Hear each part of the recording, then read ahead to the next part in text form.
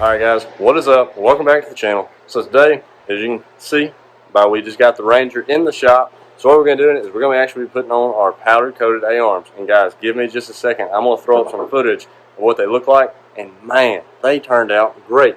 Absolutely perfect match to the paint on the Ranger.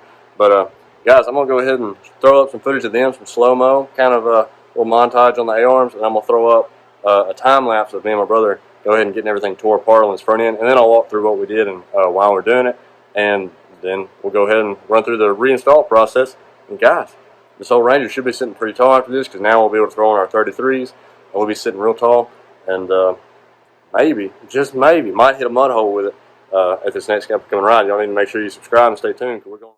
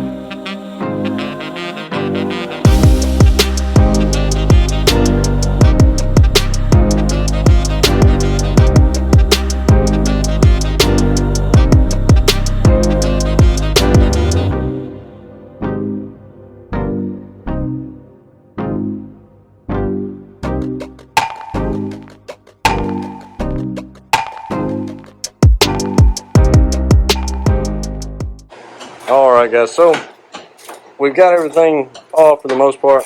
So basically, you just have to disconnect everything that's connected to your A-arms. I know it's kind of self-explanatory, but you just have to pull your hub and everything out. And guys, we actually already have a problem with our 21 Ranger. So as you can see, the race of this bearing is actually, for the most part, welded to the shaft. I mean, it's not like it just pulls off with any effort. So that's probably going to cost me a wheel bearing on that. But that's the only thing we can think of is probably inadequate grease from the factory and getting hot. Of course, there could be other causes, so we're not going to necessarily blame that, but that is one cause that can definitely make that happen. Guys, I got my side just about done, except for the A-arm bolts, and that's what he's working on right now. Out of all the tools we have, we only have one 18mm wrench, and that's just happened to be what these are. So, go figure on that. We're just waiting. That's all we got left. And then we're going to take these over to my dad's house and press out these ball joints, put new ones in, or put those ball joints out of these arms into the new arms, and then guys will just basically restart the assembly process. Alright guys, so Dustin wanted to be proud and say that he beat me and got his off first, just mainly just because he hit the wrench, but you know, we're not going to talk about that. Anyway guys, this is what your machine looks like, no A-arms, but all you have to do on your bumper, you do have to loosen the bolts, take the bottom ones out, loosen the top ones, and that allows your bumper to swing out enough to get the bolts right here and up front here to pull them out. Kind of a little update, we got this side done, and Dustin right now, we are, there we go, you can see we'll pop that off. So basically, get like that's basically like similar to a tuning fork. Get that stuck in the space between the rotor right there and pry up on it. We did spray some WD-40 in there to try and help give it some lubricant and get that pulled off. We're just kind of looking at it. I am going to put some anti-seize around here. If you guys get a new machine, that'd probably be a smart thing to do, because what happens is if these get really hot riding a long time and your bearing goes bad, it'll actually fuse itself to this hub, and it makes it a real pain in the butt when you go to change bearings. Looking at this hub on the 21, it looks like it's pretty friendly on bearing changes, which is something that's an upgrade from the 570 that I had.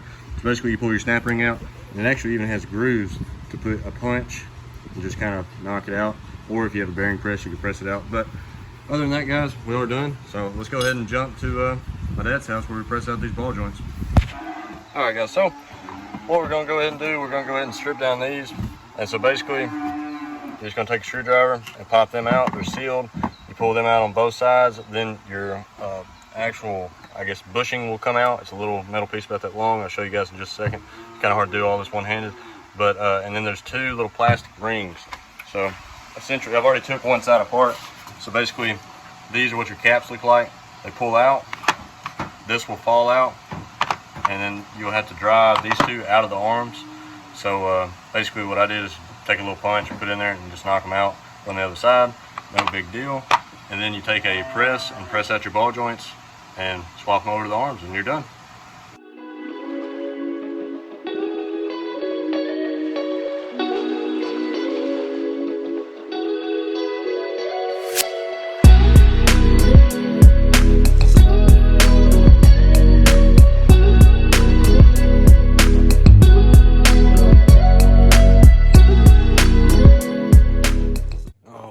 So this is how we got it set up right now. So I have, as you can see under this rag right here, I've got this cup, and it's a big open cup, big circle, and it's just a hair bigger than the back of this ball joint.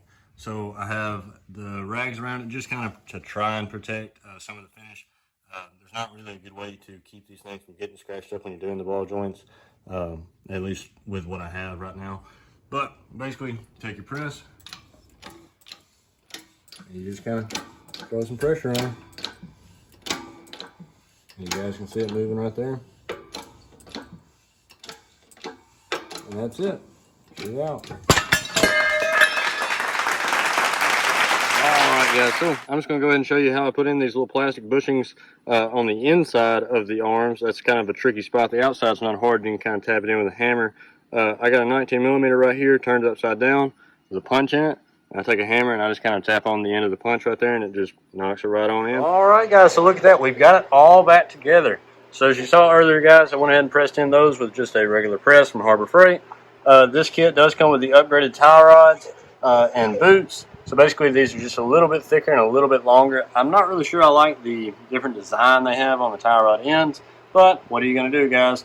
So basically, the arms look great. On this color, makes it still look like a factory application while also giving it just a little bit of bling there, guys. But we've got it all lined up. Guys, next shot you see, this sucker should be sitting on all 4 tires. Maybe look pretty good. Dustin, how do you rate this install out of all the things we've done so far? Just hot. He's just hot. Don't worry, guys. It is 8 o'clock or 9 o'clock here at night, and the heat index is still 107. So we're definitely putting in work. You can probably hear the fans in the background. But guys, so just want to run through some things after doing the install on these arms.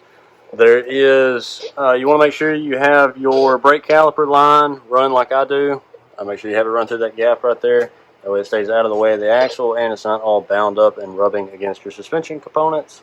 The big thing is kind of be patient, because this stuff can get kind of tedious, especially with the adjusting. I haven't put my grease fittings in there yet if you guys are looking at that, but these are greasable A-arms, and so they have these threads because they're adjustable. You know, they, if you put lifts or anything on like that, it messes with the toe end and camber of the wheels and everything, so I'll let you adjust that. But it's the measurements in the high lifter, or sorry, Super ATV instructions, they're not very good, are they, Dustin? Yeah, they're not the best. Yeah, they weren't very accurate. So looking at the wheel sitting on the machine, it sit more like so. The toe or the bottom of the tire really kicked in toward the bottom of the machine if we followed their measurements. So we went ahead and tightened that up, pulled basically this arm forward or in toward the machine, and same thing with the other one. And I actually pushed the other one out, sorry, to adjust that angle of the tire. But guys, it looks great so far. Guys, without further ado, let's get this tire on here. All right, guys, look at that. Would you just look at it? We're just cleaning up. But guys, this thing looks great. And guys, just to give you a reference on how tall it is, like I said, I'm 6'2". I can easily walk up and lean my arm on the inside door here. Guys, look at how much clearance we have on the ground right now. I mean, we can crawl over some stuff. So I haven't got to take it on a test drive yet. I just want to show you guys what it looks like. Guys, it is a mean machine right now. Look at that angle right there on the front. There we go. But guys, if you have any questions or comments on this build, go ahead and drop it down below in the comments. We're looking at right about 18.5 inches clearance. You guys go ahead and drop them in the comments. Make sure to leave a like and subscribe, and I'll catch you on the next one. Peace.